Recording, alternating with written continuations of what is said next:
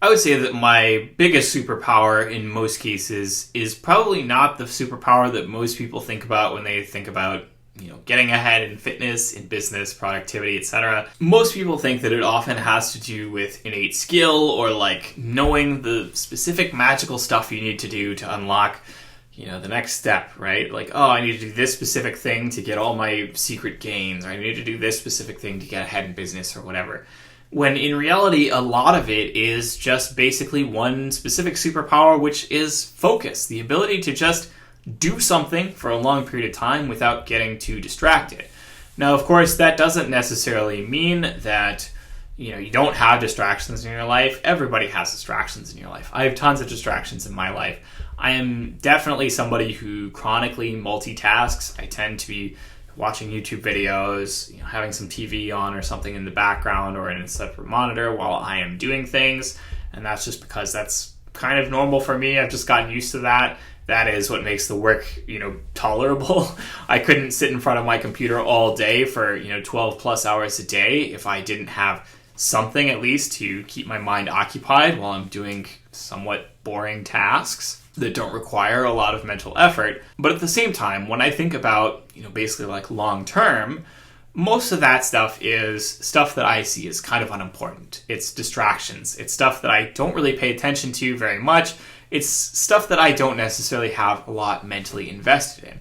And the end result is effectively that at this point, I don't have like a ton of extra hobbies or other stuff going on in my life. I'm not necessarily somebody who is interested in, nice cars or nice food or anything like that. And basically, I don't have like a ton of expensive hobbies or anything like that. And so the end result is that most of my time is really focused on my work. Even when I am not necessarily working, I'm often thinking about working. I have like a few video games that I play that are just sort of like, okay, stuff that you do to pass time when you're like really burnt out and you just don't have the energy to do any more work. But at the same time, like, I haven't like bought a ton of new video games in a long time. Like, really the only major release that I've played this year is Baldur's Gate 3. Video game wise, last year I played Elden Ring. Both very long games, obviously, but aside from that, like, I've not really bought much of any video games this year or last year. It's like, okay, I'll watch the latest TV, movie, etc. as it comes out, but I'm usually doing that while I am working already anyway, right? When I'm not doing that stuff, maybe I'm listening to podcasts while I'm out at the store, maybe I'm listening to music or whatever while I'm working, but like, that's it. Most of my day when I look at, what I do is taken up with working or doing stuff that I need to do around the house, chores, cleaning, cooking, going to the store to get stuff, etc. Aside from that, I have stuff like going to the gym, hanging out with my family, hanging out with my wife, but I don't necessarily have a lot of major hobbies aside from just working more. And because of that, I have like really just a huge focus on my work. My work is really what occupies most of my day. I don't have a lot of other major distractions. I don't have a lot of other major stuff that like excites me or that I'm like really looking forward to all the time. And so I don't have that taking my mental effort off of my work. I focus on my work above everything else, essentially. And that focus is what has got me to where I am with basically everything that I've ever done.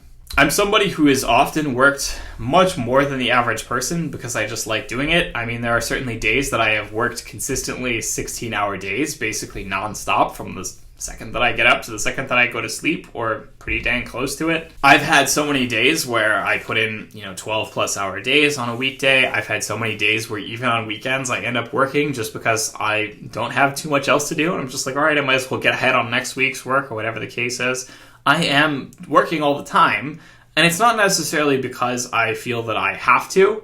It's not necessarily because I feel like, I'm being forced to by a boss or anything like that.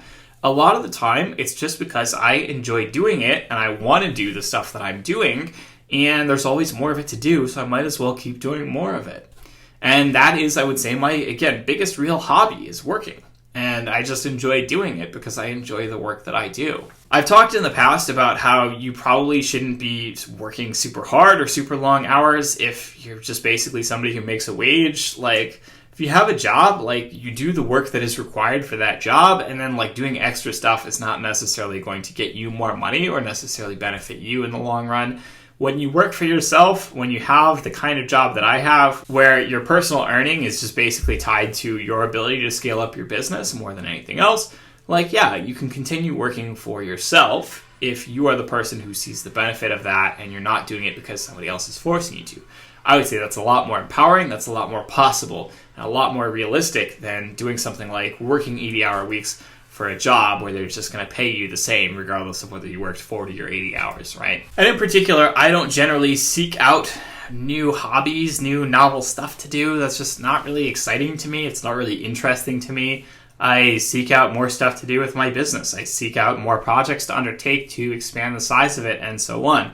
That's the kind of stuff that is interesting to me. So I focus really, really closely on the stuff that matters to me, and I have learned to cut out all the other stuff that is not so important. So I have a pretty good routine going on. I know what kind of training that I need to do in the gym to get the kind of results that I want with minimal time invested. I know what kind of stuff I need to do with my diet to get the results I want with, again, minimal time and effort invested.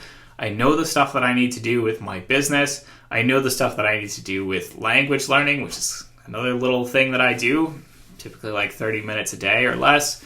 And that's really what occupies most of my time. Like, I just focus on those things repeatedly over everything else. And you can get so much further than the average person if you just are really focused on one thing and you just really love doing it. That's an advantage that other people don't have. In order to succeed, you often need to have some kind of unique advantage. You need to have some kind of unique selling point, something that makes you different from everybody else. And a lot of people may not necessarily have, some unique, super special selling point that makes them super unique, but they can put in the work. They can put in more work than other people if they are really passionate and they are really focused.